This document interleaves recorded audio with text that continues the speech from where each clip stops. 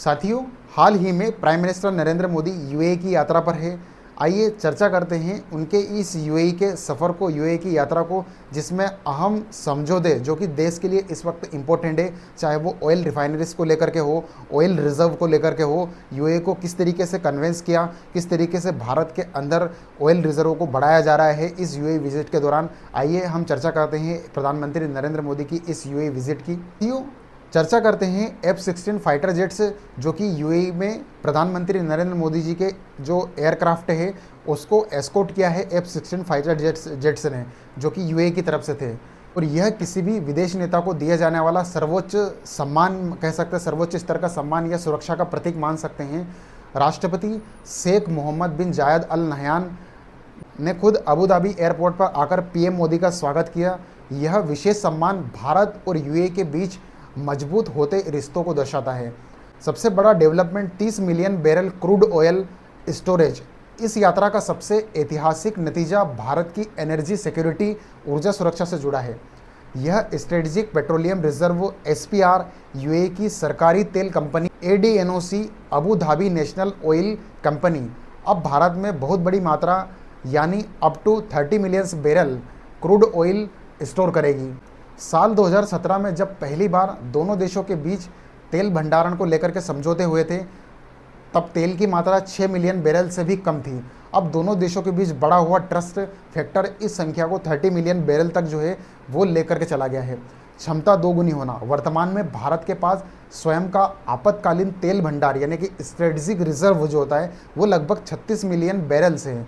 UAE द्वारा 30 million barrel तेल भारत में रखने से भारत की आपातकालीन तेल क्षमता भंडारण लगभग दोगुनी हो जाएगी। यूएई इस क्रूड ऑयल को भारत के निम्नलिखित रणनीतिक स्थानों पर स्टोर करेगा, जहां मुख्य स्थान है तेल का मुख्य रूप से विशाखापट्टनम, आंध्र प्रदेश और उड़ीसा में बन रही नई सुविधाओं में रखा जाएगा।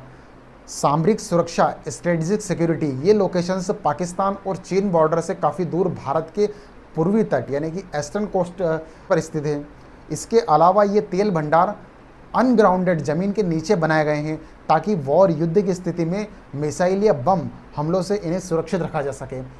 वैश्विक संदर्भों में और पेट्रोल डीजल की कीमतें, वर्तमान में दुनिया भर में ईंधन की कीमतें आसमान छू रही है। USA में 45 से 48% और श्रीलंका में लगभग 40% तक पेट्रोल के डीजल दामों में बढ़ोतरी हुई है।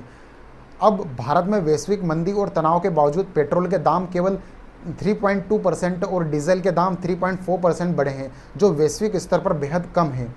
ईरान और अमेरिका के बीच बढ़ते तनाव के कारण आपूर्ति बाधित होने से खतरा हमेशा बना रहता है।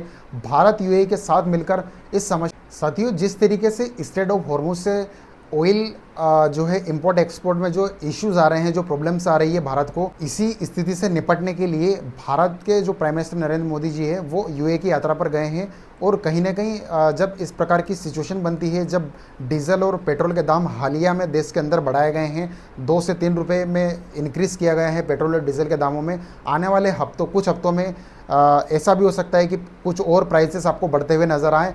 लेकिन इसी स्थिति को कंट्रोल में रखने के लिए प्राइम मिनिस्टर इस यूएई के दौरे पर गए हैं और वहां पर ऑयल रिजर्व जैसे इन मुद्दों पर विशेष बैठक में चर्चाएं हुई और समझौते हुए हैं। साथियों, ये बैठक इसलिए भी अहम बन जाती है क्योंकि जब आने वाले समय में जब प्राइसेस बढ़ने वाले हो, इसी को कंट्रोल जो है सरकार करने का प्रयास कर रही है, तो एक तरीके से देश के नज़रिए से काफ़ी इंपॉर्टेंट यात्रा ये प्राइम मिनिस्टर की हो सकती है। बाकी आपकी क्या राय, या आप किस तरीके से देखते हैं प्राइम मिनिस्टर की इस यात्रा को, ये कमेंट बॉक्स में ज़रूर कमेंट करके बताइएगा।